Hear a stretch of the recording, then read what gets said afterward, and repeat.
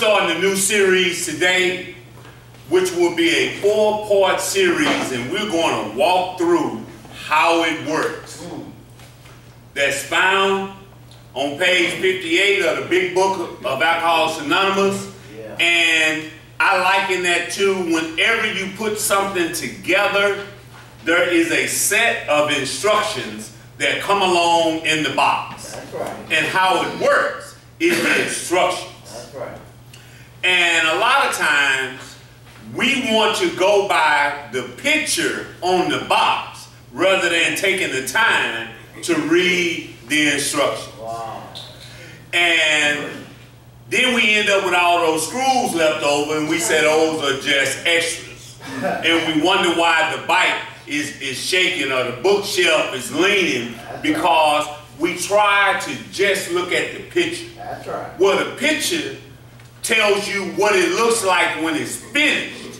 The book doesn't tell you how to get there. All right. And that's what we need to know. And a lot of times we'll look at the brothers and the sisters who are clean and we'll say, I want that. Yeah.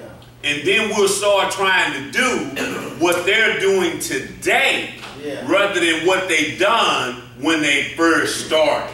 Y'all catch that? See, you can't look at what a recovering addict does today that has multiple years of clean time and model that. You got to say, man, what were you doing when you first got to the program? What were you doing when you had 2 or 3 months clean? Not what you were doing at 24 years clean like me or 20-something like Herman. No, our program will get you high. That's right. That's right. Our program will get you high. That's right. Because typically, most people in the therapeutic community, after multiple years of clean time, they're no longer working a traditional program. That's right. That's right. But when you first start off, you need to work a traditional program. That's right. That's right. You need to do 90 and 90. You need to be calling your sponsor every day. Yeah. You need to be in contact with your support system. You need to be giving back. You need to be doing some service work. That's right. But typically, people with double-digit years clean time, they have a whole nother program going. That's right. So let's not look at the box. Oh my. Let's read the instructions. Oh my. Now, you know what stops us from doing that? Pride. Right. Right.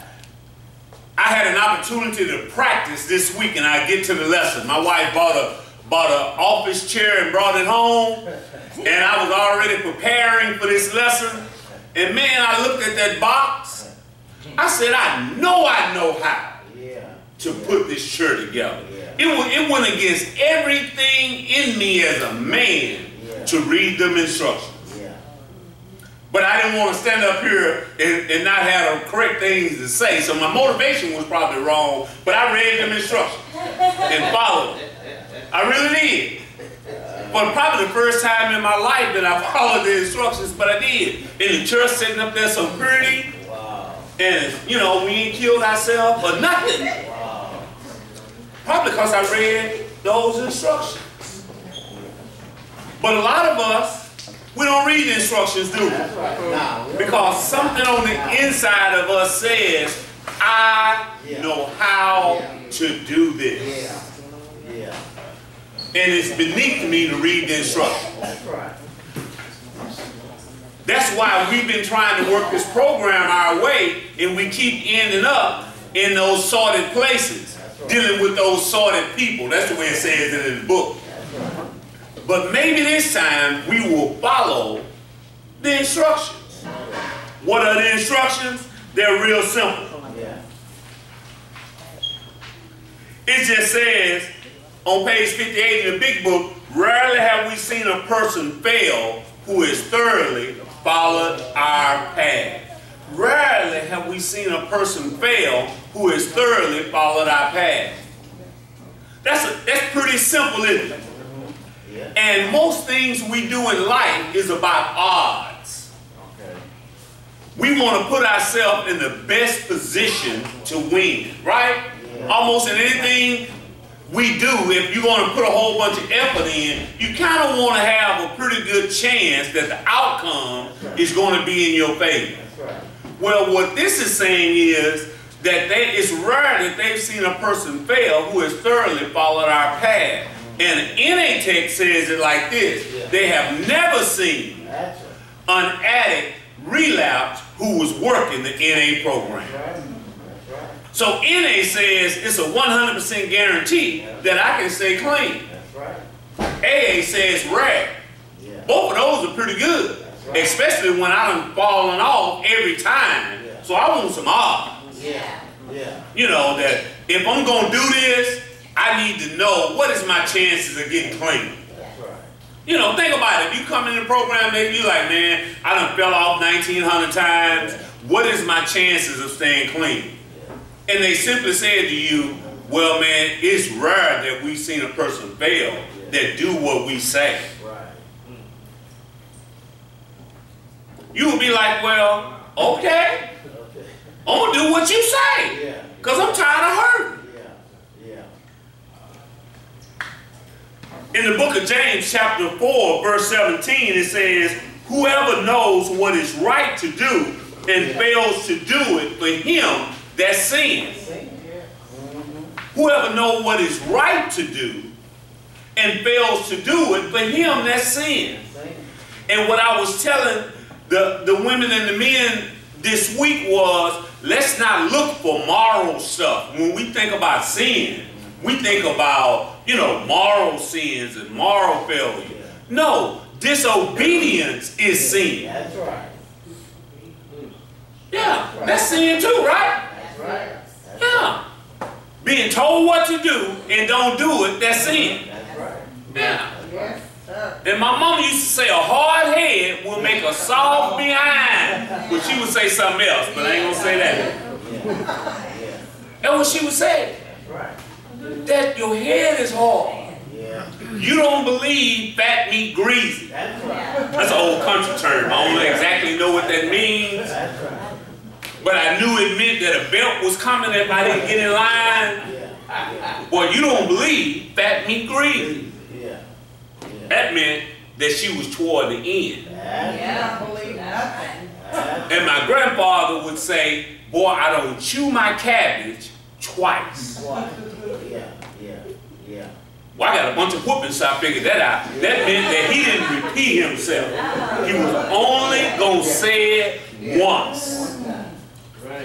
You know, it's tough to get a whooping because you don't understand. Boy, I don't chew my cabbage twice. And you like 5, you like, cabbage twice. Yeah. So we know what to do because we've been told what to do. And when we fail to do it, that's sin, y'all. It's amazing. If you read on up around from verse 13 on down, it talks about boasting and worrying about tomorrow. If you read in James chapter 4. Boasting about tomorrow. Arrogance get us in trouble. See, it is arrogant to fail multiple times and still say, I can do this my way. That's right. That is arrogance with no merit. No merit. What I mean by that, typically people who are arrogant have a reason for their arrogance. You know, Muhammad Ali was arrogant. You know, he would tell them before the fight, I'm going to knock you out in 8 rounds. That's what he told George Foreman. He said, you know what? I'm going to knock you out in an 8th round. And you know what happened? He knocked him out in the 8th round. But he told him that before the fight. Mike Tyson used to say, you know what? This is going to last about 90 seconds. You know, it was almost at toward the end, we didn't even want to pay for pay-per-view because you knew it wasn't going to make it past the first round. And Mike knocked him out. He was arrogant. But he could back it up. That's what I mean by that. We can't back it up. You know, I ain't got to work the program. I I can do this. Now, what exactly are you basing that on? Since I know your history. Wow. You see what I'm saying? Yeah. And so, when you ain't got no history, you ought to be humble. Yes. Yes. I found this out a long time ago. If we don't enter into the program through Humility Boulevard, Yeah. we will have to go through Humiliation Avenue. That's right. That's right. Yeah. That's right. Sometimes you got to be humiliated into humility. Yeah. I ain't talking about in here, I'm talking about out there. See, I got humiliated because my head was hard. Yeah. So I had to keep going through humiliating experiences. Right. Till I finally got tired and said, okay, this time I'll mind. Yeah. I'll do whatever y'all tell me to do. You see what I'm saying? Yeah. But it took a whole bunch of humiliation for me. That's right. Now, it shouldn't have had to do that, Right. you know, because I thought I was a little more wiser than that, you know how we lie on our applications, you know, Yeah. Yeah. I'm a fast learner, you know, I catch on quickly, Yeah. Yeah. Oh my goodness. work well with minimal supervision. You know how we put all that on our resume? No, we lying. I ain't gonna do what you say unless you watching me and standing over me. But we probably wouldn't get the job if we told the truth, huh? Yeah. You put that on your resume, they'd be like, no, I don't feel like wrestling with you. That's funny. That's right. There are consequences to sin. My. The first consequence to sin is it isolates. It isolates. Sin isolates. In the first sin that happened in the garden, the first thing Adam and Eve done is went and hid. Yeah. They went and hid. Yeah. And when we started to sin, we stopped going around people, don't we? Yeah. We started to hide. Yeah. We become ashamed. That's right. And then it hinders, y'all. Yeah. Sin hinders. Yeah. And the arrogance hinders. It hinders our progress. That's why we're stuck into this same place we've been in for years. As I've said over and over, God does not believe in social promotion. All right. We think we can be good enough or sweet enough, and He's just going to promote us and say, all right, you have suffered enough. We're going to move you to the next grade. That's not how it works. That's right. You're going to have to learn this lesson, That's right. or it's going to continue to hold you back. Mm-hmm. It ain't cute being 52 years old or 32 or 22 in the first grade. First grade. You would think something, wouldn't you? Yeah. Yeah. What grade you in? Yeah. In the 7th? See, if I was in the 7th grade with you, you'd be like, they have a word for that, don't they? We'll clean it up. He a little slow. Him special. Yeah. Exactly. Huh? Respect. Spec? Yeah. That's what they call it today? Yeah. What's that short for? Special?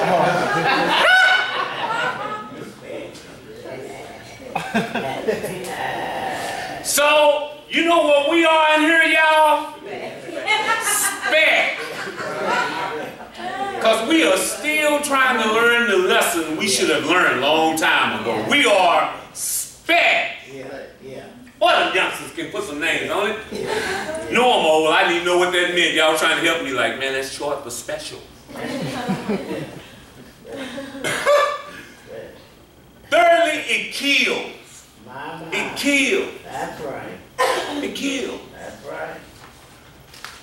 Now, I know it says jails, institutions, and death, and y'all say, oh my, and all that stuff. But guess what I found out? That we rarely die. Yeah.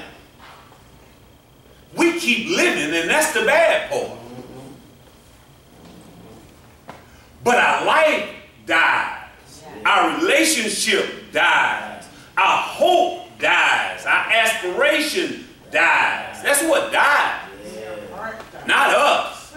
Yeah, we keep living. Yeah. We just kill everybody around us. Yeah.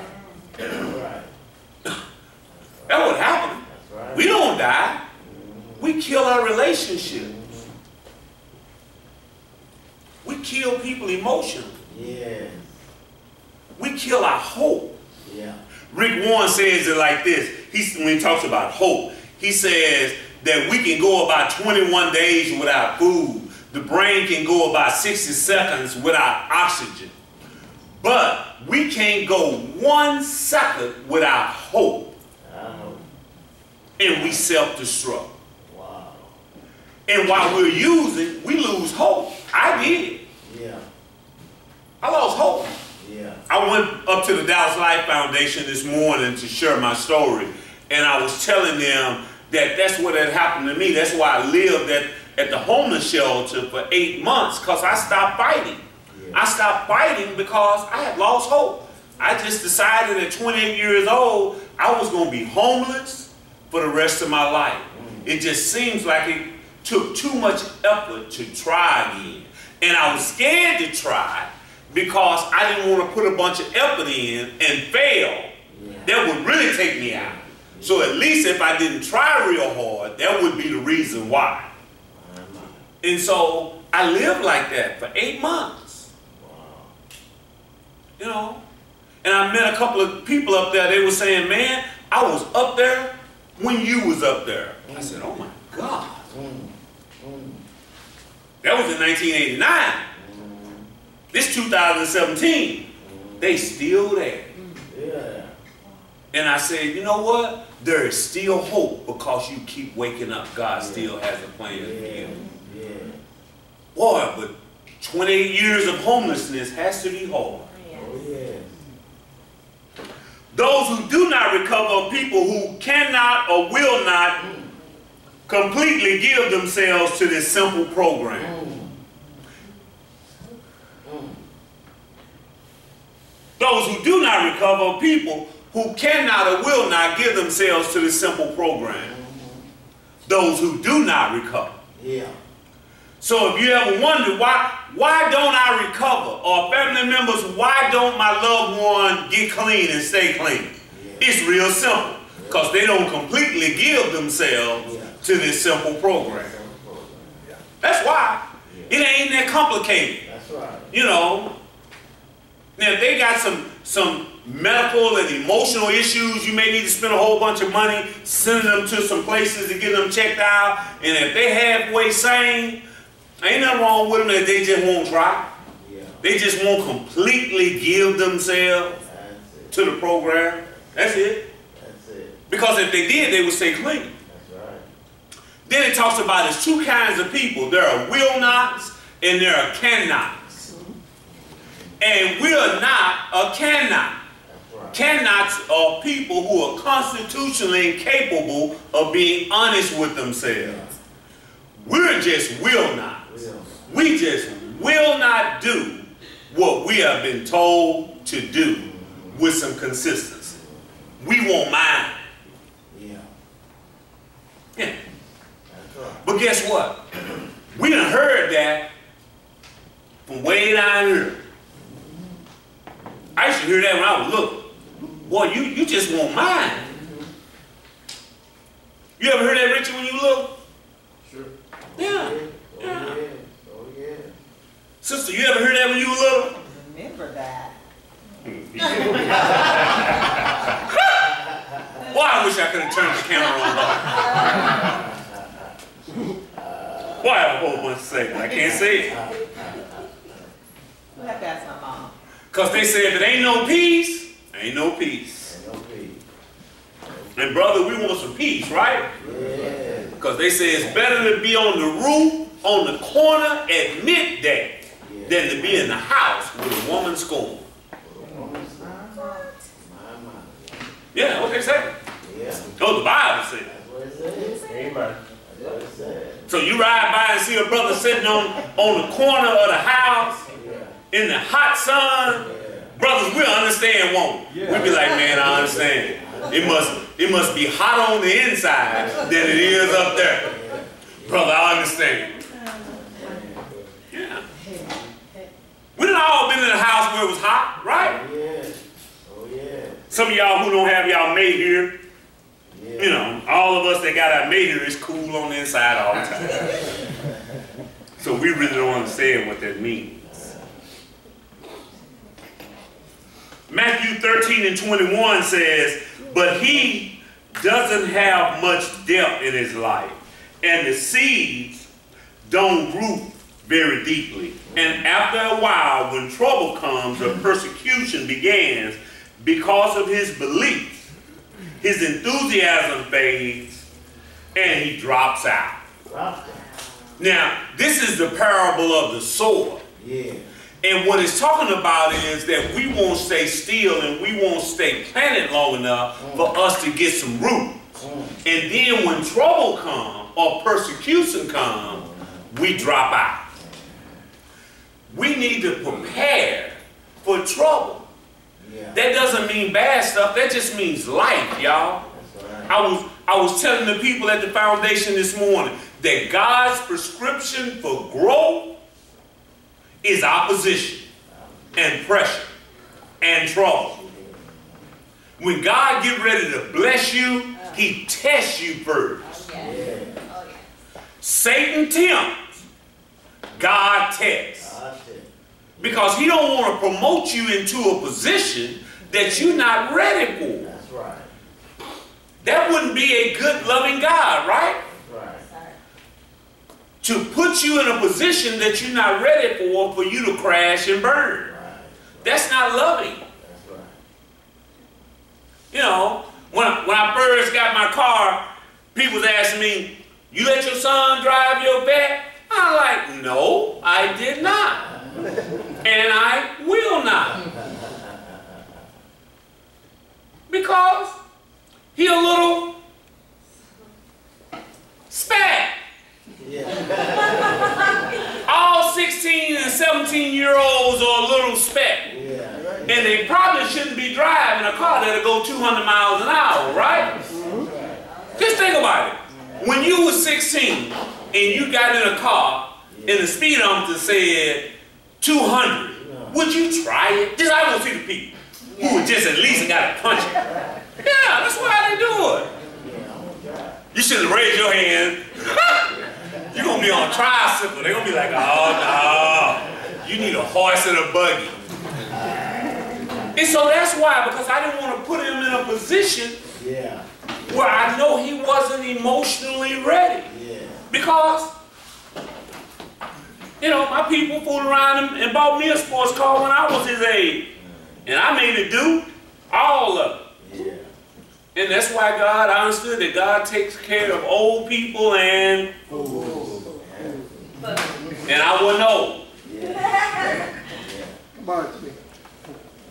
You know, and so we have to understand, y'all, that just because trouble is coming, a lot of times that means that God is preparing to use me. Yeah. Now, it's a difference between consequences and preparation. Just because God forgives us doesn't mean that we don't have to suffer the consequences of our actions. That's right. And I used the illustration this morning in class that if you loan me some money and I don't pay you back, and I come again and ask you for some money, and you loan it to me again, and you say, you know what, brother, I forgive you and I forgive your debt. Then I come the third time and you say, no, I'm not giving no more money. And I say, I thought you forgave me. So I did forgive you. But that don't mean I got to keep giving you my money. See, I can forgive you and not give you no more money. Or I can forgive you and not fool with you no more. See, we think forgiveness means that we are put back into the rightful position. Well, we're not God. And even God allows us to go through the consequences of our actions. And so a lot of times we'll be going through consequences for stuff we've done, and then we'll say, you know what, I'm being persecuted by the Lord. No, you're just suffering consequences. That's all it is. And And it takes us a while to get through the wreckage of our past. Yeah. Sometimes it takes years to get through the wreckage of our past. You done that. You earned that 500 credit score. Yeah.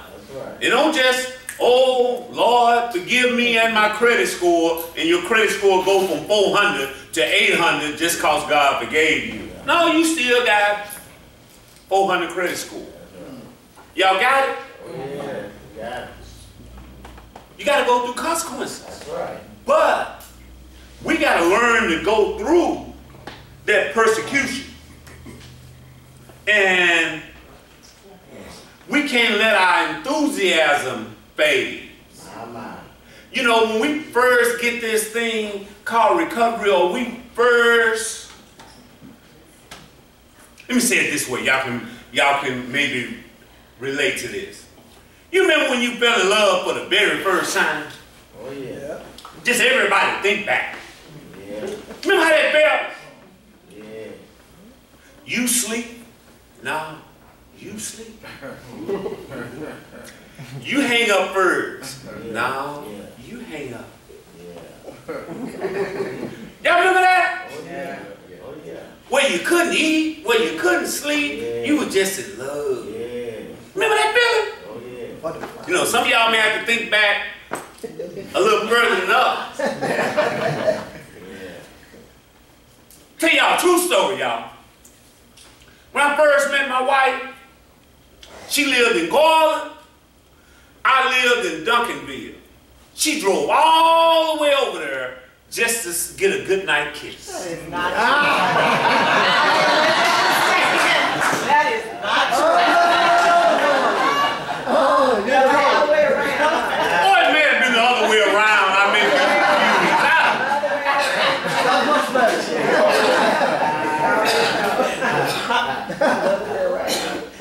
Man, why you didn't let the tape say that? That would have been so good on tape.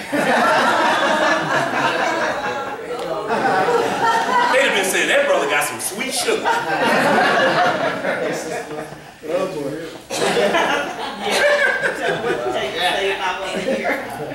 Yeah, sure would have. There are three things that stop you from completely giving yourself to recovery. The first one is willingness. Willingness. Yeah. It talks about that there are three spiritual principles in the program. Yeah. Honesty, open-mindedness, and willingness, right? Yeah. And y'all, you know what? We just are not willing to do the program. Yeah. The first thing that we got to become is just willing, y'all. That's it. That's it. In the 12 by 12 in step 1, it says, under the lash of alcoholism, we were driven into AA. That's right. It says, then and only then do we realize the fatal nature of our situation. Yeah. Then we become as willing as the dying can be. That's right. That's the kind of willingness I'm talking about. Yeah. I'm talking about that dying willingness. Yeah. See, when you are dying, that focuses you. You know, that's why the older you get, the less you start to worry about a whole bunch of trivial things. Yeah. Those of us who done aged a little bit, you don't worry about a lot of the things that you used to worry about when you were young. Right. You know, it becomes less important. Why? Because you start to focus a little bit more, because you know that it's more years behind you than it is before you. So the closer we get, the less we worry. I believe it. You know? And a dying man don't worry about a whole bunch of stuff. That's right. And so when we get that type of willingness, you know, we start to say, you know what, I'm not worrying about a whole bunch of stuff. I just want to stay clean. Yeah. I'll worry about the rest of that stuff later on. But right now, Yeah. I'm just trying to stay clean. That's it. Because I figured out that my problem was not all that other stuff. My problem wasn't a woman. My problem wasn't a job. My problem wasn't a place to stay. My problem wasn't a car. My problem wasn't kids. My problem was I couldn't stay clean. If I could stay clean, I could work the rest of that stuff out. That's right. Yeah. That's right. I know how to get stuff. Yeah. I just don't know how to keep stuff. Yeah. Yeah. Yeah. That's it. That's it. Yeah. That's it. Tell you another country saying this old man told me, he said, boy, you a good catch, dog, you just can't trim. You a good catch, dog, you just can't trim. Yeah. Yeah. Yeah, it's a hunting metaphor. Yeah. He was saying, man, you can get a girlfriend, but you just can't sing the keyboard. Yeah. That's what treeing mean. When you run that possum up that tree, you done tree him, and then you shoot him, and you bring him on home. I could catch him, I just couldn't tree him. Oh my goodness. Because I could talk my way in and talk my way out in the same conversation. Yeah. Yeah. Brother, some of us need to learn when to shut up. Yeah. Some of y'all women, they might have done that. He would be talking and it'd be going really well, and he'd say one more thing, and you'd be like, if you'd have just shut up. You ever do that? Yeah, talk his way in and out in the same conversation. Yeah, we gotta learn to shut up, man. I'm still learning that. I mess up sometime too. It'd be going real well, and I'll just say that one last thing and kill the whole situation. Be like, man, I should have shut up. I'm practicing though. They call it the power of the pause.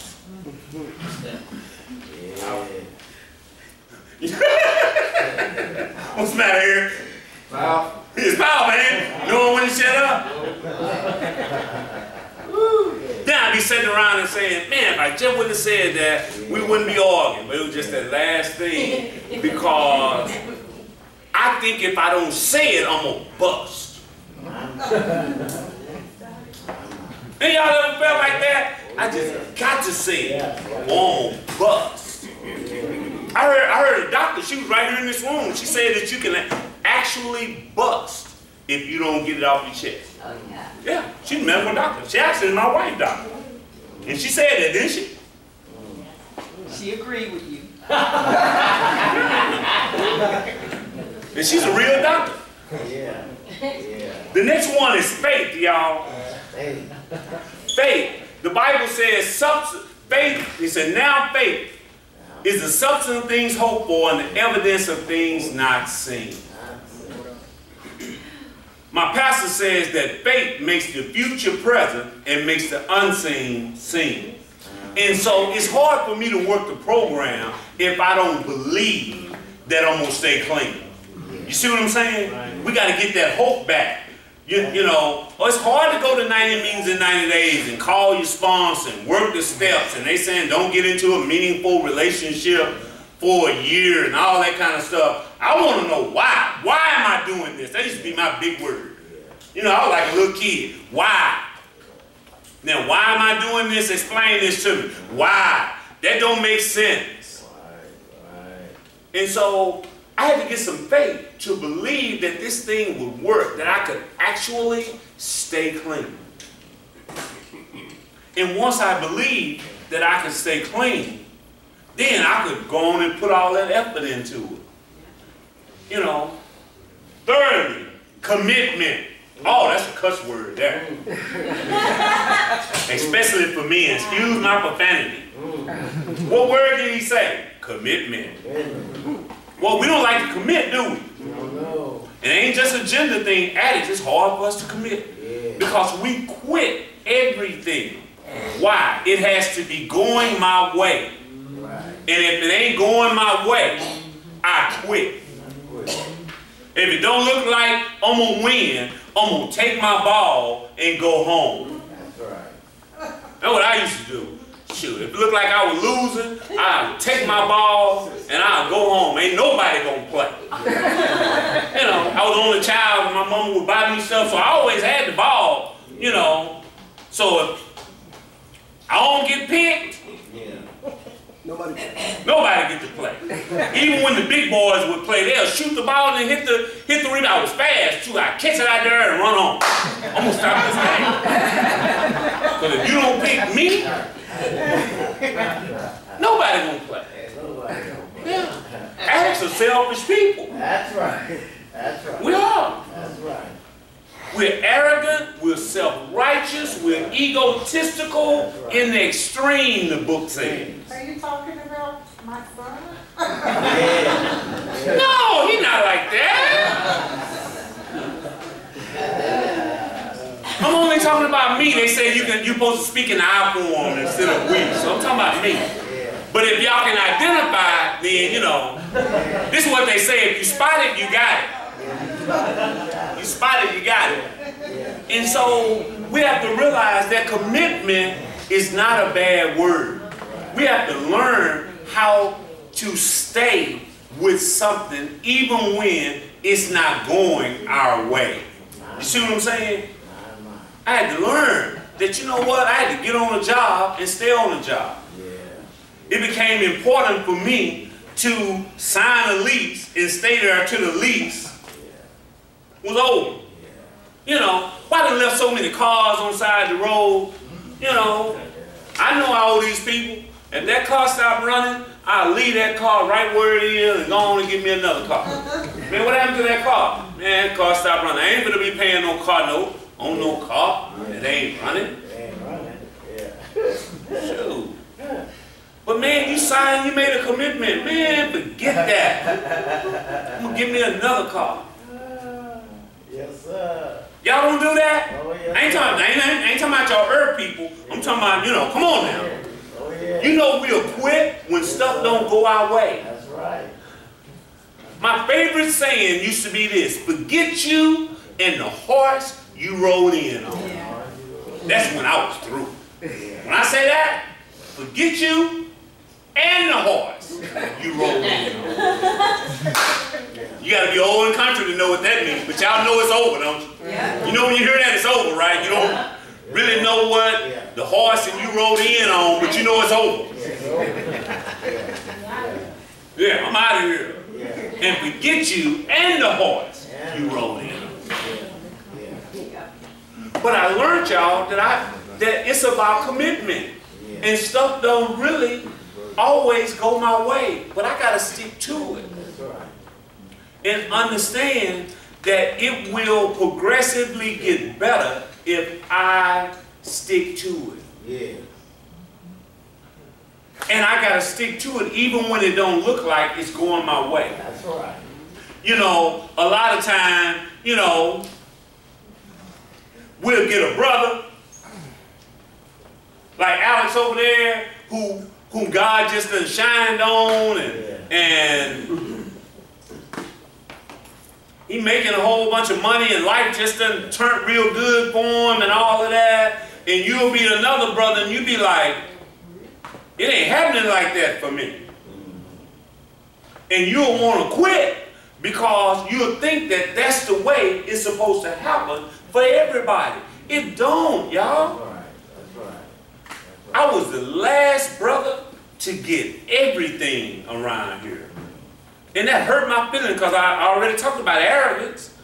And I thought I was halfway cute and I couldn't get a girlfriend, and some of these other jokers who I thought was less than me could get a girlfriend. I'm like, man, what's going on? Do they not see this?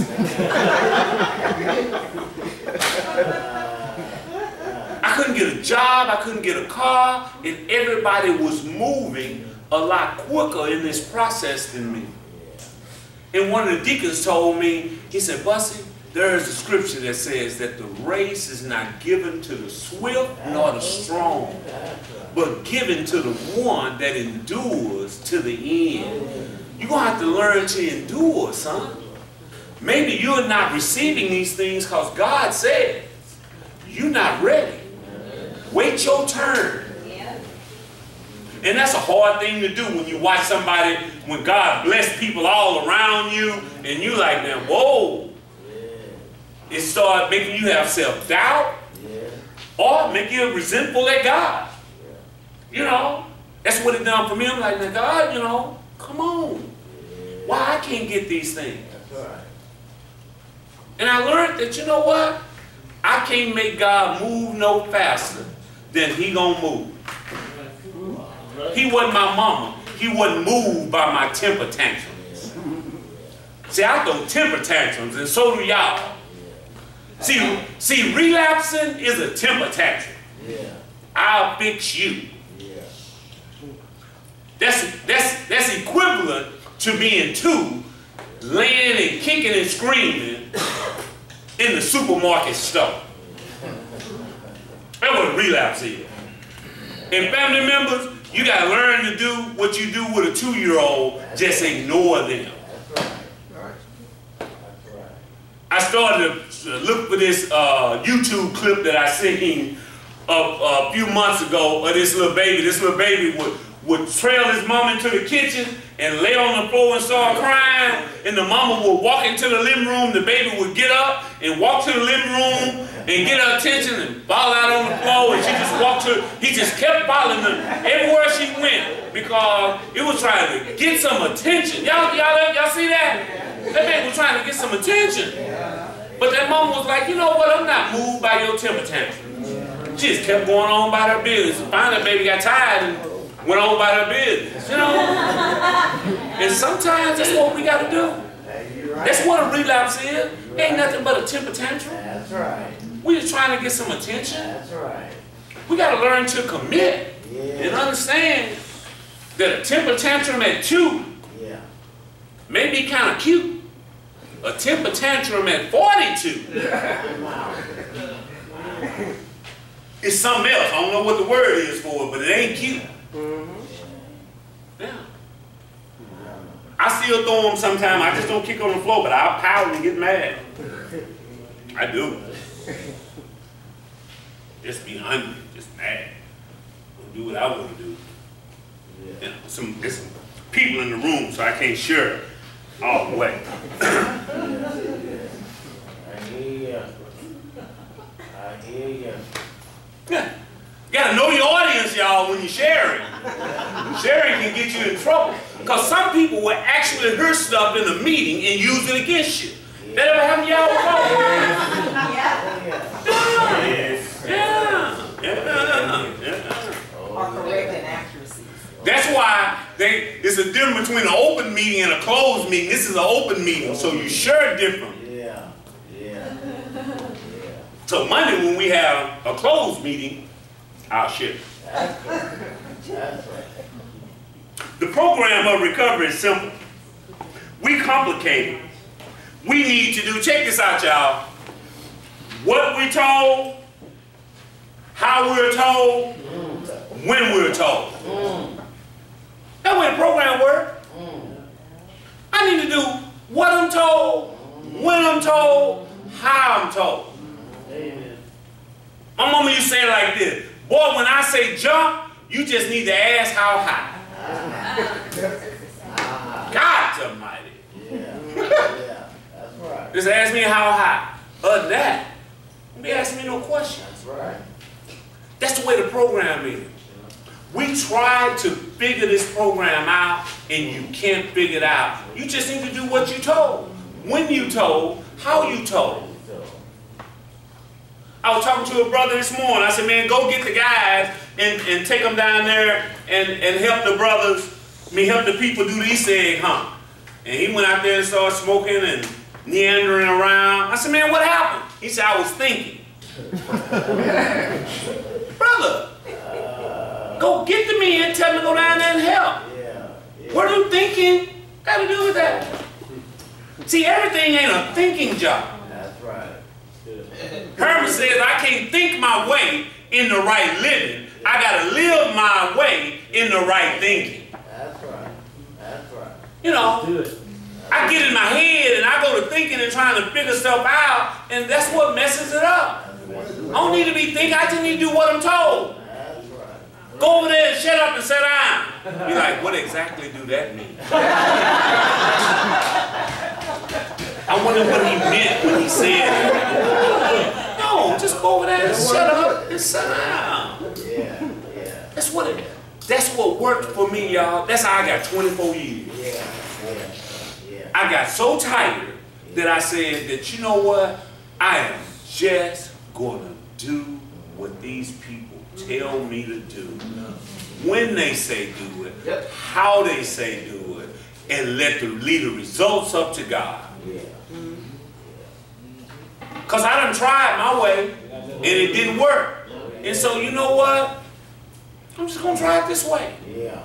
Reverend Shelley used to tell us like this. He said, give yourself 1 year. Right. Just do everything that they tell you to do in the program for 1 year. And then measure that against what you used to have. And if what you're doing this year ain't better than what you were getting, go back to it. But when I started doing what somebody else said, I stopped smoking crack. I stopped going to the penitentiary. I stopped sleeping in homeless shelters.